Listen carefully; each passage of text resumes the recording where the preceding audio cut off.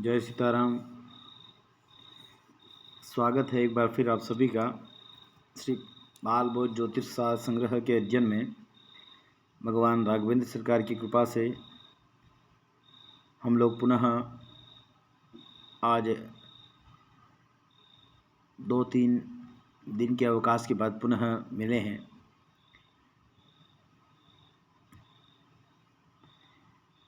और भगवत कृपा से शास्त्राध्ययन का हमारा जो क्रम है उसी क्रम से आगे बढ़ा। हमने नक्षत्रों का नाम, नक्षत्रों के स्वामी, फिर नक्षत्रों के चरण, चरणाक्षर इत्यादि जाने। उनके बाद हम कुछ नक्षत्रों के समूह रूप में उनकी संज्ञा है, उनके नाम है, जैसे अधोमुख नक्षत्र, ऊर्ध्वमुख नक्षत्र, तिर्यंग नक्षत्र, इनका नाम हम लोग पढ़े थे, है ना। जिनमें 12 राशि, इनका क्रम हम पहले पढ़ चुके। उसके बाद जो लास्ट हम लोग कक्षा पढ़े थे वह अधोमुख नक्षत्र से लगा करके मृदु नक्षत्र तक पढ़े थे। एक बार उसका हम लोग पारायण कर लेते हैं। मूलाग्नेयमगाद्विदैव भरणी सार्पाणि पूर्वात्रयम् ज्योतिर्विद्भिरधोमुखं हि नवकं बाणामिदं कीर्तितम् वापी कूपतडागगर्तपरिखा खातं विधेरुद्धृति क्षेपौद्युतबिलप्रवेशगणितारम्भ प्रसिद्ध्यन्ति च। यह अधोमुख नक्षत्र है। कौन कौन है? मूल, कृतिका, मगा, विशाखा, भरणी, आश्लेषा, पूर्वा फाल्गुनी, पूर्वाषाढ़ा, पूर्वा भाद्रपदा। ये नक्षत्र जो है पंडितों ने, विद्वानों ने अधोमुख कहे हैं, यानी कि जो नीचे देखने वाले। अधोमुख या ना जिनका मुख नीचे है या नीचे देखने वाले नक्षत्र, ऐसी संज्ञा हुई। और इसमें जो करने वाले कार्य हैं वह वापी, कूप, वापी या ना तालाब, कूप या ना कुआ, तड़ाग या ना मतलब वापी या ना बावड़ी, कूप, तड़ाग या ना तालाब, गर्त या ना खड्डा, परिखा या ना खाई, और नींव लगाना, नींव खोदना, जो भी मतलब भूमि के नीचे के जो काम है वह सारे काम, द्रव्य निकालना मतलब गड़ा हुआ धन निकालना है, और द्यूत जुआ खेलना, और बिल में प्रवेश, बिल भी मतलब गुफा में प्रवेश, बिल का मतलब गुफा में प्रवेश इत्यादि, और गणित का आरंभ, ये काम इनमें अधोमुख नक्षत्र में करना चाहिए। ये हम लोग पढ़े थे। ज्येष्ठादित्यकराश्विनी मृगशिर पूषानुराधानिल त्वाष्ट्राख्यानि वदन्ति भानि मुनयस्तिर्यङ्मुखान्येषु च अश्वे बोष्टलुलाय राक्षसभवृषो अश्वे बोष्टलुलाय राक्षसभवृषो रभ्रादिदान्त्यस्विना गन्त्री यंत्रहलप्रवाहगमन रंभ प्रसिद्ध्यन्ति च। अब जो है यह तिर्यंग मुख नक्षत्र है। तिर्यंग तिरछा देखने वाले, तिरछा देखने वाले, जहाँ मुख जिनका तिरछा हो, जिनमें ज्येष्ठा, पुनर्वसु, हस्त, अश्विनी, मृगशिरा, रेवती, अनुराधा, स्वाति, चित्रा, ये नव नक्षत्र मुनियों ने कहे हैं। अब इनमें किए जाने वाले जो कर्म हैं वह हैं कि अश्व यान घोड़ा, इब यान हाथी, उष्ट्र यान ऊँट, अश्व इब उष्ट्र, और लुला यान भैंसा, राशब यान गधा, और वृष यान बैल, मेढ़ा, सुकर और भी गाय, बकरी इत्यादि, कुत्ता, इनका ग्रहण, खरीदना, ग्रहण करना यानी क्रय विक्रय इत्यादि, और गंत्री यंत्र, गंत्री यंत्र बोलते हैं कोल्हू को, जिसको अपने भाषा में राजस्थान में गाड़ी बोलते हैं, गाड़ी लगाना, हल चलाना, इनका जो जमीन संबंधी या जो चलने वाली जो वस्तुएं हैं, जो चलने वाली वस्तुएं हैं, उन सभी चलने वाली वस्तुओं का व्यवहार या मुहूर्त इन नक्षत्रों में किया जाता है। फिर आगे हम लोग ऊर्ध्वमुख नक्षत्र पढ़े थे। ऊर्ध्वमुख नक्षत्र का तात्पर्य पुष्यार्द्रा श्रवणोत्तराश्रदभिषग्राह्यश्रविष्टाभ्यया न्यूर्ध्वास्यानि नवोदितानि मुनिभिर्दिष्णान्यथेतेषु च प्राशादद्विजधर्मवारिणगृह प्राकारसत्तोरणो श्रायाराय विदुर्हितो नरपते पट्टाभिषेकादि च।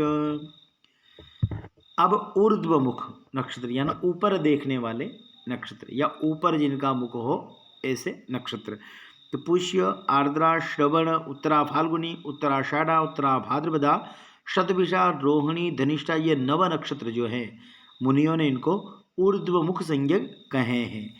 इन ऊर्ध्वमुख संज्ञक नक्षत्रों के जो कार्य हैं वह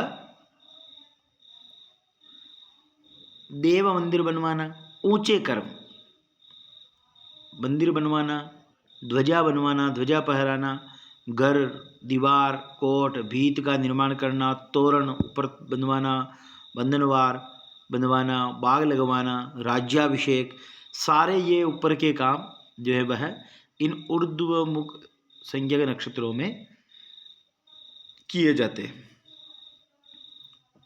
फिर ध्रुव स्थिर नक्षत्र, रोहिणी सहितम उत्तरात्रयम कीर्तयन्ति मुनयो ध्रुवाभयम। रोहिणी और तीनों उत्तरा नक्षत्र, इनको मुनियों ने स्थिर ध्रुव नक्षत्र कहा है, ध्रुव स्थिर नक्षत्र कहा है। तो इनके कर्म है बीज हर्म नगराभिषेचना आराम शांतिषु हितम स्थिरेषु च। इन नक्षत्रों में बीज बोना और हर्म्य, अट्टालिका, नगर में प्रवेश, राज तिलक, बाग लगाना और राज तिलक, राज्याभिषेक इत्यादि कर्म या शपथ, राज्याभिषेक का मतलब आज वर्तमान में नेताओं का शपथ ग्रहण इत्यादि जो कर्म है, कार्य हैं, वह इनमें कर सकते हैं। ऐसा स्थिर ध्रुव स्थिर नक्षत्रों में करना चाहिए शपथ ग्रहण इत्यादि, और ये बीज बोना, हल चलाना इत्यादि ये कर्म इसमें करना चाहिए। नगर प्रवेश है, बाग लगाने का कर्म है, पेड़ पौधे, बाग लगाने का मतलब पेड़ पौधे लगाना, और भी इनके अलग अलग कार्य, और भी नक्षत्रों में अलग अलग काम आएंगे। फिर मृदु नक्षत्र हम लोग पिछली कक्षा में पढ़े थे। त्वाष्टा मित्र शशि पूष दैवतान्यामनन्ति मुनियो मृदुन्यथ। मित्र कार्य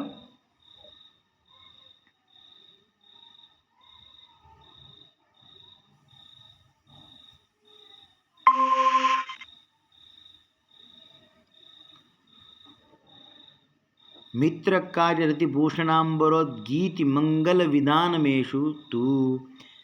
मृदु नक्षत्रों में, मृदु संज्ञा नक्षत्र वाले नक्षत्रों में मित्र कार्य, मित्रों से मिलना, व्यवहार करना, और स्त्री प्रसंग और आभूषण और नए आभूषण, नए वस्त्र धारण करना आदि, और विवाहादि मतलब जो हम लोग मंगनी इत्यादि का जो कार्यक्रम रखते हैं वो भी वार्ता संबंधी, ऐसे इन मृदु संज्ञक नक्षत्रों में करना चाहिए।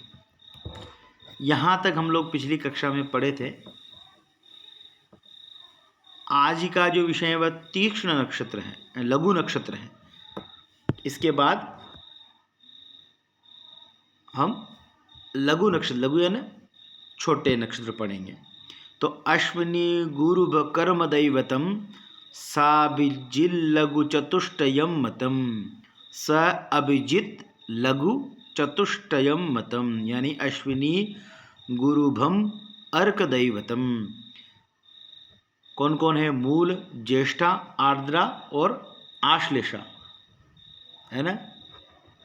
ये इनके जो मूल का अश्विनी का, अश्विनी सॉरी वो मूल नहीं, अश्विनी गुरुभम, अश्विनी नक्षत्र है गुरुभम यानी गुरु जिनके स्वामी है, और अर्क दैवतम, अर्क जिनके देवता है या अर्क जिनके हस्त के स्वामी सूर्य हैं, और पुष्य के स्वामी है वो गुरु है। तो अश्विनी गुरुभम अर्क दैवतम स अभिजित साभिजित सहित 4 नक्षत्र हो गए। अश्विनी, पुष्य, हस्त और अभिजित, ये 4 नक्षत्र जो हैं ये इनको विद्वानों ने लघु संज्ञक माना है। लघु चतुष्टयम मतम, इनके कार्य हैं पुण्य भूषण कला रतौषध ज्ञान शिल्प गमनेशु सिद्धिदम। क्या है? आभूषण, इनमें दुकान खोलना, इनमें जो लघु संज्ञक नक्षत्र है इनमें दुकान खोलना, और रति कर्म, आभूषण, पुण्य भूषण कलारतौ, दुकान खोलना, आभूषण धारण करना और क्रीड़ा करना, ठीक है ना, वही है। और औषधि बनाना, औषध ज्ञान शिल्प गमनेशु च, औषधि बनाना और शिल्प कर्म, शिल्प कर्म मूर्ति बनाना, मकान बनाना, ये जो भी है कारीगरी का काम, और यात्रा करना, शिल्प गमनेशु, गमनेशु है ना, गमन यात्रा करना, यह कार्य इनमें सिद्ध होते हैं। लघु संज्ञक नक्षत्र जो हैं अश्विनी, पुष्य, हस्त और अभिजित, इन नक्षत्रों में दुकान खोलना, दुकान जो है और भी नक्षत्र हैं, जैसे आप आगे पढ़े हैं, और आगे पढ़ेंगे, चर इत्यादि नक्षत्र हैं, उनमें भी खोलना है। पर जिन जिन में विशेष लिखा है, जब कोई दुकान का मुहूर्त पूछता है तो आप इन नक्षत्रों से ये नक्षत्र मिलान करके और शुभ वार देख करके, और जो जातक, जो परीक्षक हैं, जातक हैं, उनका चंद्र विचार करके आप सामान्य मुहूर्त दे सकते हैं। और मुहूर्त में भी आपको पहले ध्यान रखना है कि ये चौगड़िया वगैरह आता है, ये नहीं देखना है, चौगड़िया जो नहीं देखना है, चौगड़िया तो सामान्य लोग में भी व्याप्त है, वो भी देख लेते हैं। हमें होरा देखना है या लग्न, सब सर्वप्रथम लग्न देखना है। अगर आप लग्न सिद्ध कर सकते हैं तो लग्न देखो, अगर लग्न नहीं तो फिर होरा, किस होरा में कौन सा काम किया जाता है, ये भी हम लोग इसी विषय में पढ़ेंगे। तो होरा यही मुहूर्त है, और हम आगे बहुत जल्दी मुहूर्त पढ़ने वाले। मुहूर्त किसे कहते हैं?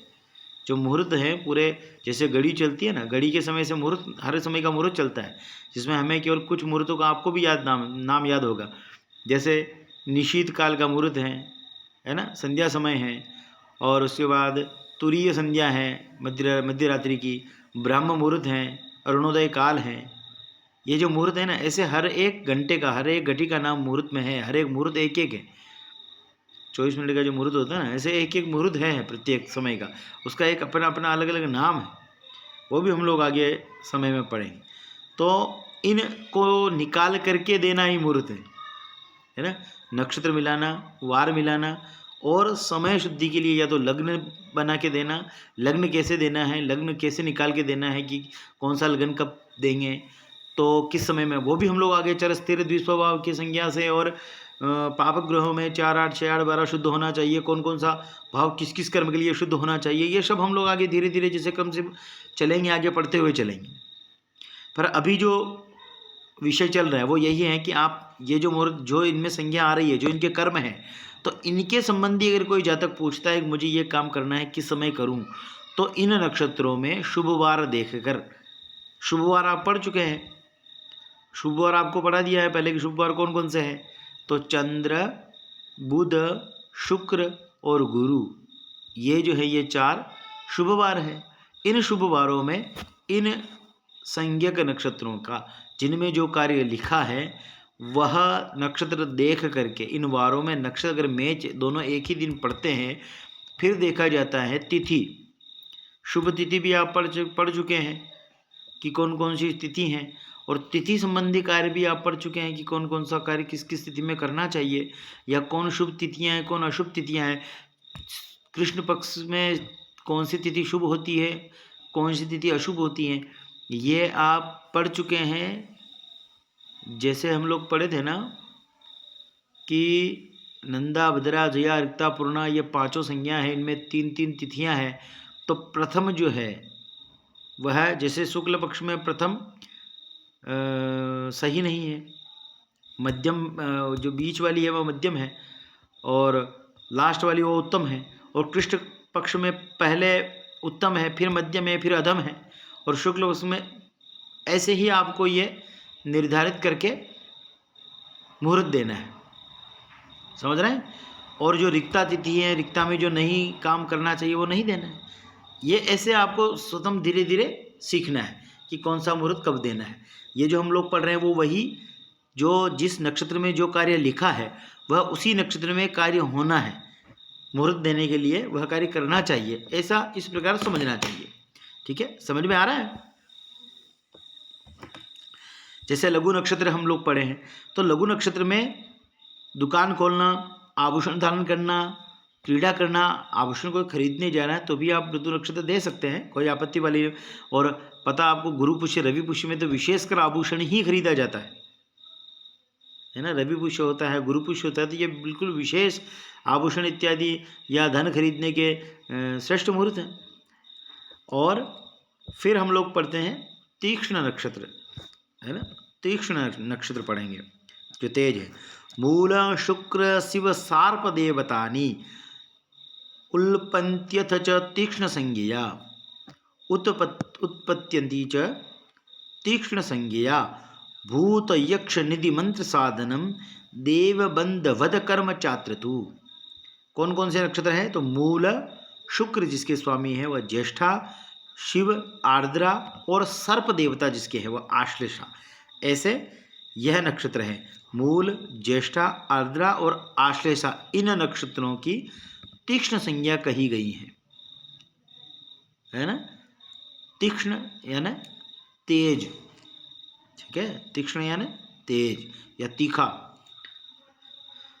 इनमें जो कर्म कहे गए वह भूत और यक्ष आदि की पीड़ा कर, भूत निकालना है ना। किसी को भूत बाधा हो, प्रेत बाधा हो, यक्ष की बाधा हो, डाकिनी शाकिनी पिशाचनी जो भी बाधा हो वह बाधा निकालना। और यानी कि जैसे आप चांडाल आदि का जो शांति कराते हैं ना, चांडाल योग की शांति है, काल सर्प शांति, उसमें भी विशेष आश्लेषा नक्षत्र लिया जाता है। और ये मूल, ज्येष्ठा, आर्द्रा इत्यादि भी लिया जा सकता है, क्योंकि आश्लेषा नक्षत्र जो उसमें लिखा है सर्प दैवतानी। और काल सर्प की पूजा किसकी है? सर्प देवता की। तो विशेषकर जो आश्लेषा नक्षत्र जब रविवार या शनिवार के दिन आए तो वह विशेष फलदायी होता है। और उस समय, और अगर ये मान लो अमावस्या को पड़ जाए, अमावस्या के दिन अगर मान लो आश्लेषा नक्षत्र पड़ता है तो विशेष फल मिलता है। नहीं तो आप देखते ही हैं कि काल सर्प योग की निवृत्ति के लिए त्रिवेणी संगम पर जो एक पूरे वर्ष में एक उत्सव आता है सर्प का, नाग पंचमी जिसको हम लोग कहते हैं, उसमें सब काल सर्प शांति के ही प्रयोग देखने को मिलते हैं।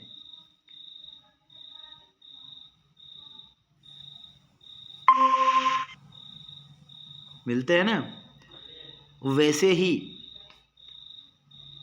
जैसे नाग पंचमी को जितना फल है, वैसा ही अगर आश्लेषा नक्षत्र में आप कोई भी काल सर्प शांति कराते हैं तो उतना ही फल मिलता है। इसीलिए यहाँ लिखा है वह भी एक सर्प शांति जो है वह भी एक पितृदोष संबंधी शांति ही है। इसीलिए आश्लेषा नक्षत्र वहाँ अत्यधिक मान्य है, अशुभ है। ठीक है, शुभ इसीलिए शुभ है। तो अमावस्या के दिन हो जाए या नवमी तिथि को हो जाए, सप्तमी को हो जाए, और वार रविवार का योग मिल जाए, शनिवार का मिल जाए और उत्तम। आश्लेषा का जो स्वामी है वह सर्प है। और जब आप ग्रहों की संज्ञा पढ़ेंगे तो राहु उसके देवता होंगे, देवता पढ़ेंगे ना, तो उस समय आगे हम लोग और पढ़ते जाएंगे, आगे सब विषय आएगा। इसीलिए तीक्ष्ण नक्षत्र जो है, जो तीक्ष्ण नक्षत्र लिखे हैं उनमें इसीलिए लिखा है भूत और यक्ष आदिकों की पीड़ा का निवारण करना, उनकी शांति के लिए उपाय करना और द्रव्य निकालना। द्रव्य निकालने का तात्पर्य यहाँ जमीन में गड़ा धन निकालना, ठीक है ना। द्रव्य निकालना या ऐसा नहीं है कि कहीं से किसी की जेब से निकालना है या किसी पेटी से निकालना है या कहीं रखा जो स्टोर करके रखा है बैंक बैलेंस निकालना है, वो नहीं। द्रव्य निकालना मतलब गड़ा हुआ धन, द्रव्य निकालना। और मंत्र साधन भेद, मंत्रों की साधना करना।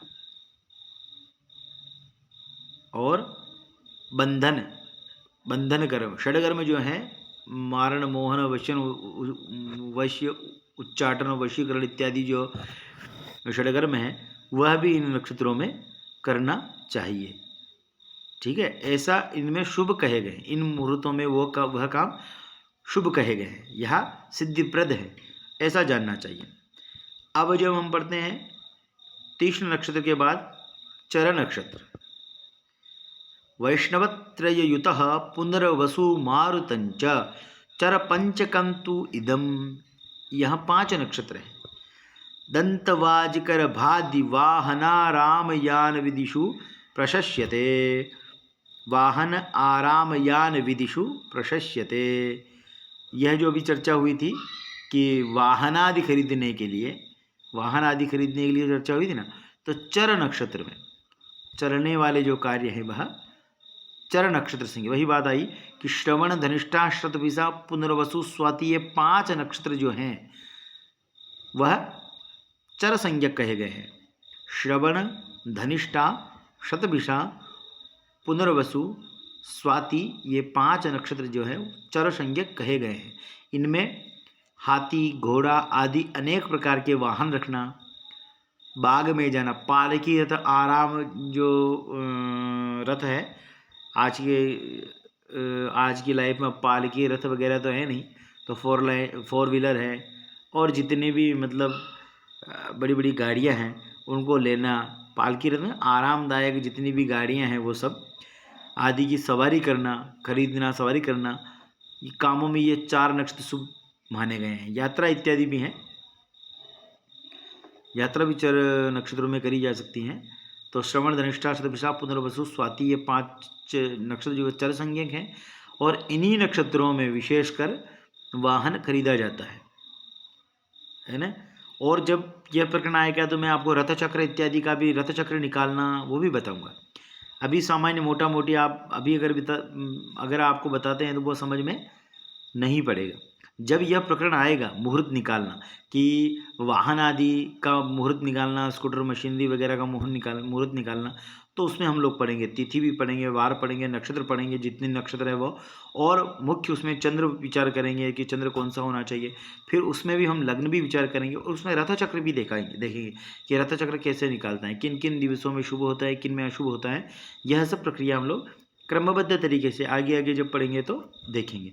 अभी आपको यह ध्यान रखना है कि श्रवण, धनिष्ठा, शतभिषा, पुनर्वसु और स्वाति, ये 5 नक्षत्र जो है वो चर संज्ञक हैं, और इन्हीं में हाथी, घोड़ा, पालकी और बाकी सब ये वाहन, द्विचक्री का वाहन या बाइक वगैरह, और पालकी रथ यानी कि 4 व्हीलर, मर्सिडीज वगैरह, जितनी बड़ी गाड़ियाँ हैं जो खरीदने की है, वह आरामदायक जो सुविधायुक्त गाड़ियाँ हैं वह इनमें खरीदनी चाहिए, हैं, उनका खरीदना या उनका व्यवहार शुभ जानना चाहिए, शुभ माना गया है। ठीक है, अब उग्र नक्षत्र, अब आगे पढ़ रहे हैं उग्र नक्षत्र। उग्र यानी तेज नक्षत्र, बहुत तेज है ना, गुस्से वाले। तो पूर्विका तृतीयम, पूर्विका त्रित यम अंतकम मगा इति उग्र पंचकम इदम जगुर्बुधाः। ये जो हैं पूर्विका तृतीय, यानी कि पूर्विका तृत, तीनों पूर्वा, पूर्वा फाल्गुनी, पूर्वा आषाढ़ा और पूर्वा भाद्रपद, ये तीनों पूर्वा, इसीलिए लिखा है पूर्विका तृत यम। यम जिसके स्वामी है, यम किसके स्वामी है? भरणी के, है ना। दूसरा नक्षत्र अश्विनी, अश्विनी के अश्विनी कुमार है, भरणी के यम है ना। यम, हाँ, अंतकम, अंतकम का नाम है। पूर्विका तृतयम अंतकम मगा, है ना, पूर्व, तीनों पूर्वा, और अंतक जो यम है ना, तृतयम यहाँ है।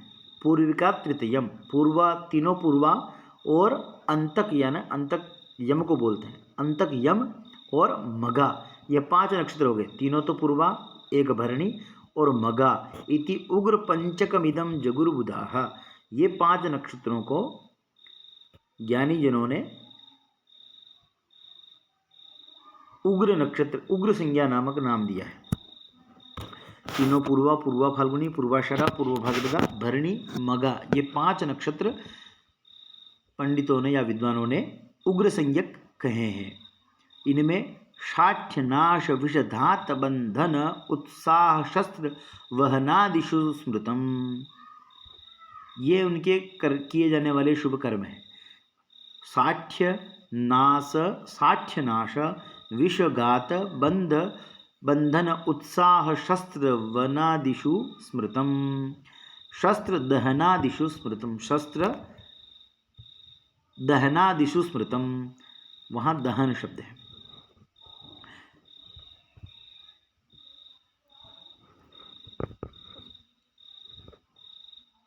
तो तीनों पूर्वा, भरणी और मगा, इन 5 नक्षत्रों को उग्र संज्ञक नाम मिला है।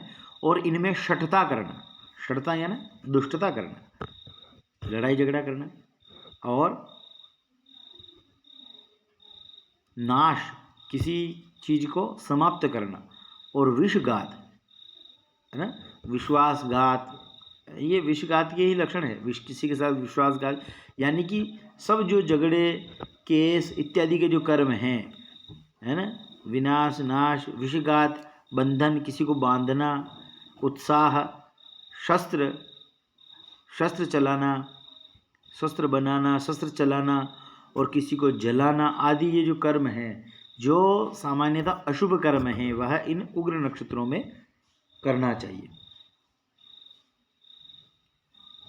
है ना। हर एक समय का, हर एक विषय का अलग अलग नक्षत्र है, और हर एक कर्म का अलग अलग नक्षत्र है, उसके साथ अलग अलग कर्म हैं। शुभ कर्म में जो त्याग्य है वो अशुभ कर्मों में शुभ है, और जो शुभ कर्म में जो अशुभ है वह अशुभ कर्मों में शुभ है, और जो अशुभ कर्मों में शुभ है वह शुभ कर्मों में शुभ है, ऐसे जानना चाहिए। तो ये शुभ कर्मों में जिन नक्षत्रों को नहीं लेते हैं, विवाह यज्ञादि कर्म में, जिनको मारण, मोहनाश इत्यादि कर्मों में, जैसे केस, लड़ाई झगड़ा, इनमें इन समयों को अच्छा माना जाता है। इन समय में देख करके, विचार करके काम करने से इनमें लाभ मिलता है। तो यह उग्र नक्षत्र है, ठीक है। अब मिश्र नक्षत्र, अब पढ़ रहे हैं मिश्र नक्षत्र, जो सभी को मिश्र फल देते हैं। जब इनमें से जैसे बहुत जल्दी करना है और कुछ नक्षत्र, आवश्यक नक्षत्र नहीं मिल रहे, तो मिश्र नक्षत्र में वह काम किया जा सकता है। तो हव्यवाहवयुतम द्विदैवतम, है ना, हव्यवाहवयुतम, हव्यवाह जो संज्ञा है वह अग्नि की है। तो अग्नि जिनके देवता या स्वामी हैं, वह हव्यवाहवयुतम द्विदैवतम, और 2 स्वामी, जिस सब नक्षत्र के एक एक स्वामी बताएं, सब नक्षत्र के एक ही स्वामी बताएं, जैसे अश्विनी के अश्विनी कुमार इत्यादि, भरणी के यम, ऐसे एक एक देवता बताएं, कृतिका के अग्नि, रोहिणी के ब्रह्मा, ऐसे एक एक नक्षत्र के एक एक स्वामी बताएं। पर एक नक्षत्र ऐसा है जिसके 2 स्वामी हैं। 27 नक्षत्रों में एक नक्षत्र ऐसा है जिसके 2 स्वामी हैं, है ना। इंद्राग्नि तो विशाखिका, ऐसा पढ़ा है ना श्लोक, इंद्राग्नि तो विशाखिका, यानी कि विशाखा नक्षत्र जो है उनके स्वामी इंद्राग्नि है, तो 2 है, तो द्विदैवतम, इसीलिए लिखा है कि हव्यवाहवयुतम द्विदैवतम मिश्र संयम अथ मिश्र कर्मसु, है ना, कि अग्नि जिसके देवता हैं वह कृतिका, बताए कृतिका नक्षत्र के जो हैं देवता अग्नि है, हव्यवाहवयुतम, और द्विदैवतम मिश्र संयम अथ मिश्र कर्मसु। आपको स्वामी याद रखना ही है, क्योंकि जो नक्षत्र के स्वामी हैं उस नक्षत्र का उसी स्वामी और नाम के अनुसार फल, अशुभ फल है, समझ रहे हैं। और जब आप आगे जो नाड़ी शास्त्र इत्यादि पढ़ेंगे तो उनमें भी यह बहुत महत्वपूर्ण विषय है कि जो देवता, जो नक्षत्र जिसका पीड़ित है या जिस नक्षत्र में पापक ग्रह अभी गोचर कर रहा है और उस संबंधी समस्या है, तो उस नक्षत्र के देवता का पूजन पाठ करने से उस जातक को उन कर्मों में शांति मिलेगी या शुभ फल मिलेगा। यह सब जाना जा सकता है। स्वामी जानना मतलब ऐसा नहीं है कि स्वामी जानने का फल केवल मुहूर्त प्रकरण तक ही सीमित है। यह प्रक्रिया आपको बहुत आगे तक लगेगी हर जगह। तो नक्षत्रों के स्वामी, इनके चरण, चरणाक्षर और जो डिग्री, यह सब आपको कुंडली निर्माण आगे जब आप D9 यानी कि नवांश और D12 द्वादशांश और त्रिंशांश जो भी कुंडली बनाएंगे, जितने भी सब षडवर्ग इत्यादि कुंडलियों में इनके सब जो पढ़े हैं वह सब काम आएगा। तो आपको पिछला याद करते हुए आगे बढ़ना है। ऐसा नहीं कि सुनाया छुट्टी, यहाँ बोल भजन सुने और घर जाके सब मेला पकाया एक, तो सब आपको। और ये जो इनकी प्रक्रिया है पढ़ाने की, वह भी देखो इतनी उत्तम है कि इन्होंने एक एक के स्वामी लिखे हैं कि आपको ये टच करते हुए चल रहे हैं कि स्मरण में है या नहीं। हर एक का हव्यवा हवयुतम द्विदैवतम यहाँ लिख सकते थे, वो बहुत छोटे अक्षरों में लिख सकते थे, कृतिका और विशाखा नक्षत्र, पर यही रीजनिंग है, यही रीजनिंग है कि आपके स्मरण में वो है या नहीं जो पढ़ चुके हैं पहले, है ना। पहला पढ़ा अगर कुछ नहीं और नया नया पढ़ते जाएंगे तो कुछ आगे समझ में आने वाला नहीं है, ठीक है ना। पहले जो पढ़े हैं उनको स्मरण करते रहें, और जो आवश्यक है वो मैं आपको बताती हूँ, यह बहुत आवश्यक है, इसको आपको याद करना ही है। तो मिश्र संज्ञक नक्षत्र पे हम लोग चल रहे थे। हव्यवा हवयुतम द्विदैवतम मिश्र संयम अथ मिश्र कर्मसु, यह दो जो हैं कृतिका और विशाखा, इन दो नक्षत्रों की मिश्र संज्ञा है। जो मिश्र कामों में अर्थात मिले हुए कार्य इन नक्षत्रों में करना चाहिए। तो स्वाविधान समकर्म साधनम कीर्तितानि सकलानि सूरिभिः, इन नक्षत्रों के समान कर्म करने योग्य हैं, ऐसा संपूर्ण पंडितों ने कथन किया है। इनमें लगभग आगे जब इसमें तो नहीं है, पर अभी वर्तमान में जैसे कई गांवों में इधर विशाखा नक्षत्र जब आता है उसको बिछाड़ी बोलते हैं, है ना। वृश्चिक रूपा बिछाड़ी जो है वो भी वृश्चिक की छाया के समान, जब चंद्र विशाखा में आएगा तो वो वृश्चिकाकृति मतलब इसी बिछाड़ी की आकृति के आसपास रहता है। तो जो बाहर ये गाय और ऊँट चराने वाले होते हैं वो उस आसमान को देख करके, उस आकृति को देखकर अनुमान लगा लेते हैं कि आज विशाखा है, मतलब बिछाड़ी है। तो वह स्थान परिवर्तन नहीं करते उन 3 दिनों।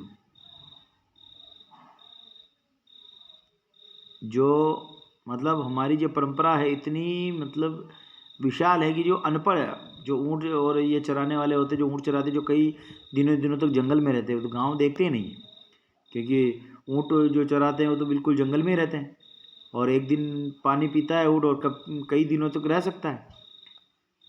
तो वो लोग इन 3 दिनों में जब वृश्चिक राशि में चंद्र 2.25 दिन गोचर करता है, तो वो 3 दिन लोग मानते हैं। उन 3 दिनों में वो नई जगह स्थान परिवर्तन नहीं करते हैं, वो जहाँ है वहीं रुकते हैं 3 दिनों तक। और अभी भी आप जैसे गांव में है परंपरा कि वृश्चिक राशि के चंद्र में, या उसको जो बिछाली बोलते हैं, उस समय में धान इत्यादि काटना, लगाना और बहुत सारा ऐसा कर्म है जो वो लोग नहीं करते हैं। धान्य को भरना, निकालना, ये सब काम वर्जित है। तो देश काल के अनुसार भी आपको जानकारी, परिस्थिति की जानकारी होना चाहिए, ठीक है। ये विशाखा, कृतिका विशाखा से मुझे याद आया, और हम लोग यही विशाखा पढ़ रहे थे कि इनमें मिश्र संज्ञा वाले जो नक्षत्र हैं, इसमें जो इनसे संबंधित जो मिश्र काम है ना, वो भी करने चाहिए। अर्थात जो मिले हुए कार्य हैं जिनमें मतलब शुभ कर्म भी हैं और ये सब कर सकते हैं। ठीक है। अब जो अगला जो श्लोक हैं वह पंचक संबंधी है। हम लोग थोड़ी बहुत इस पर चर्चा कर लेते हैं। आज लगभग श्लोक हो गए हैं, उसके बाद कल अगली कक्षा में हम लोग चर्चा करेंगे कि वासवोत्तर दलादि पंचके याम दिग्गमन गेह गोपनम, है ना, धनिष्ठा के उत्तरार्ध से लेके, क्या है ये, वासवोत्तर दलादि पंचके, है ना, वासवोत्तर दलादि पंचके याम्यधिक गमनेह गोपनम, याम्यधिक गमनेह गोपनम, यानी कि धनिष्ठा के जो स्वामी हैं वसु हैं, तो लिखा है वसवोत्तर दल, है ना, वसु स्वामी है जिनके उत्तर दल, उत्तर धनिष्ठा के उत्तरार्ध, धनिष्ठा नक्षत्र हैं, पूर्वार्ध 2 चरण पूर्वार्ध होंगे, 2 चरण उत्तरार्ध, मान लो एक भाग है उसके 2 भाग करने पर पहला भाग पूर्वार्ध, दूसरा भाग उत्तरार्ध, तो धनिष्ठा का जो दूसरा उत्तरार्ध भाग है 2 चरण है, वहाँ से लगा करके रेवती पर्यंत याम्यधिक गमने गेह गोपनम, रेवती पर्यंत नक्षत्रों को पंचक कहते हैं। धनिष्ठा, शतभिषा, पूर्वा भाद्रपद, उत्तरा भाद्रपद और रेवती, ये 5 नक्षत्र हैं। धनिष्ठा का आधा भाग और शतभिषा, पूर्वा भाद्रपद, उत्तरा भाद्रपद और रेवती, ये 4 नक्षत्र हो रही है। इनके ये 5 नक्षत्रों को पंचक संज्ञा कहते हैं। ठीक है। फिर प्रेत दाह तृण काष्ठ संग्रह शय्य का विरचनम च वर्जयेत, इनके जो कर्म हैं इनमें क्या क्या नहीं करना चाहिए वह भी लिखा है कि प्रेत दाह नहीं करना चाहिए। जैसे किसी की मृत्यु हो जाती है पंचकों में, तो गांव में प्रथा है ही है कि 5 पुतले या 5 कुशा के या किसी घास के द्राब के कुशा के 5 जो गठरी बांधते हैं वो 5 भाग में उनके पुतले बना करके जलाए जाते हैं। और भी कई देश काल परिस्थिति के अनुसार अलग अलग टोटके हैं जो पंचक में दाह करते समय करते हैं। तो प्रेत दाह और तृण काष्ठ संग्रह, और इन पंचकों में तृण काष्ठ यानी लकड़ी इत्यादि को इकट्ठा संग्रह नहीं करना चाहिए।